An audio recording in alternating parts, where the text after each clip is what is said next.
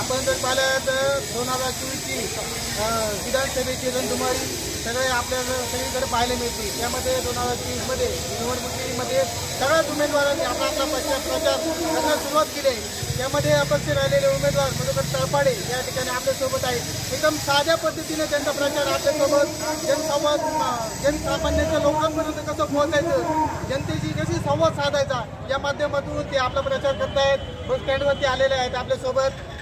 भाऊ, मतदान आपण सामोरे जाणार आहेत 2024च्या निवडणुकीला। एकदम साध्या मताने आपण कोणताही प्रचार एवढा ताकदीचा केलेला नाही, आपल्याला कितपत फायदा होणार आहे याचा?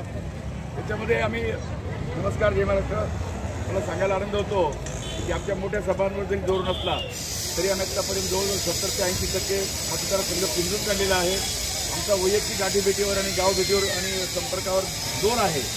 आणि जेव्हा आपण सर्वसामान्य जनतेमध्ये फिरतो तेव्हा लक्षात येतं की आपल्याला खूप चांगला रिस्पॉन्स मिळत आहे, चांगला प्रतिसाद मिळत आहे। आणि जरी भक्ता नसला, मोठ्या प्रमाणावर काही खर्च नसला तरी सर्वसामान्य जनतेला भेटून वैयक्तिक गाठीभेटी घेऊन आपला मुद्दे पटवून देऊन आपण आपला प्रचार जोरात चालवलेला आहे आणि जनतेचा खूप उत्कृष्ट प्रतिसाद मिळत आहे। त्यामुळे विजय आपला ठरलेलाच आहे। आपण जर पाहिलं तर दुसरे उमेदवार जेवढा ताकदीनं सभा घेत आहेत, जेवढा ताकदीनं खर्च करतायत, मात्र आपल्याकडे तेवढा पुरेसा पैसा नाही, पुरेसा कार्यकर्ते नाही, तरी आपल्याला तेवढी मनात जिद्द आहे। आपल्याला तेवढा विश्वास आहे काय जिंकून येण्याचा? नाही, याच्यामध्ये पैसा म्हणजे जो नंबर 2चा पैसा आहे ना, तो पैसे खर्च करतात। माझ्याकडे नंबर 2चा पैसा नाहीये। त्यामुळे तुम्ही जो म्हणता ना पैसा, जो प्रचंड पैसा जो कमवलेला आहे, टक्केवारी घेऊन कमवलेला आहे, कुठे रिसॉर्टमधून कमवलेला आहे, कुठे सुपाऱ्या घेऊन कमवलेला आहे, तसा पैसा माझ्याकडे नाही। आणि याच्यापूर्वी 2 विधानसभा लढल्यामुळे बऱ्यापैकी यात काही लोकांनी लुटलंय मला। त्यामुळे पैसा जरी नसला तरी लोक माझ्याबरोबर आहेत। आणि तुम्ही जर पाहिलं तर पैसा फक्त पुढारी खातात, सर्वसामान्य जनतेपर्यंत पैसा जात नाही। आणि सर्वसामान्य जनता पुढाऱ्याच्या मागे कधीच नसते। त्यामुळे पैसा खर्च केला काय आणि न केला काय, खर्च करायला ज्यांच्याकडे नंबर 2चा ते करतायत, आमच्याकडे त्याचा नंबर 2चा पैसा नाही।